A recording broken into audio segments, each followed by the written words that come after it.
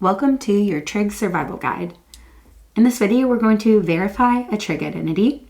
So we'll be looking at tangent u plus cotangent u all over secant u equal to cosecant u. So let's go ahead and jump in. We know before we start proving any trig identity, we need to decide which side to work on and strategize. So looking at this identity, the left-hand side is much more complex. It has a lot more to work with, and it's usually easier to simplify and rather than build or create something new. So we'll choose to work on the left-hand side. And in terms of strategizing, I think it's helpful to see that we're working with tangent and cotangent, so we could rewrite those in terms of sine and cosine using our quotient identities. And we also see we're dividing this entire thing by secant u, so I'm thinking a reciprocal identity could be helpful. So let's go ahead and draw our vertical bar so we're not tempted to work on the right-hand side, and let's get started. So you don't actually have to write out this step, but I like to see that we could separate this into 1 over secant u times tangent u plus cotangent u. So I think we'll say that equals to the right side. We will include it as a step. I think that makes it much more clear. I'll put parentheses here as to what we need to do, what substitutions we need to make. So we can replace 1 over secant u, that's a reciprocal identity, with cosine. And let's go ahead now and rewrite tangent and cotangent using their quotient identities. So tangent is sine u over cosine u, and cotangent is cosine u over sine u. And of course that equals to the right-hand side. Now we'll pause and assess. At this point, I think it's easy to see there are some choices. There are different paths to take on this verification. One path would be to distribute the cosine u through and then simplify from there.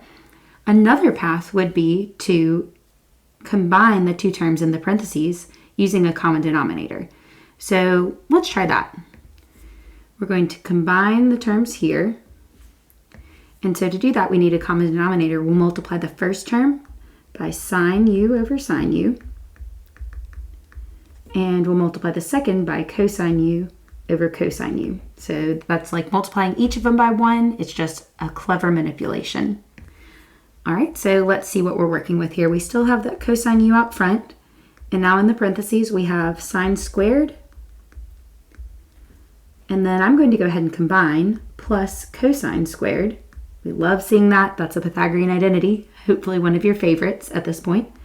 And that's all over the common denominator of cosine u sine u. And that equals our right-hand side.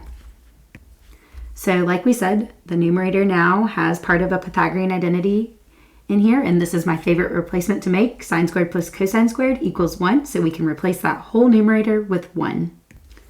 So we still have the cosine u out front, and now we have times 1 over cosine u sine u.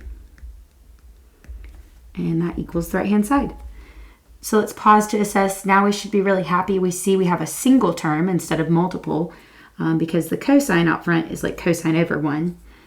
And I think our next step can be just to cancel our common factor. So let's do that. We'll cancel that common factor cosine u. And we're left with 1 over sine u. And hopefully you see we're basically there.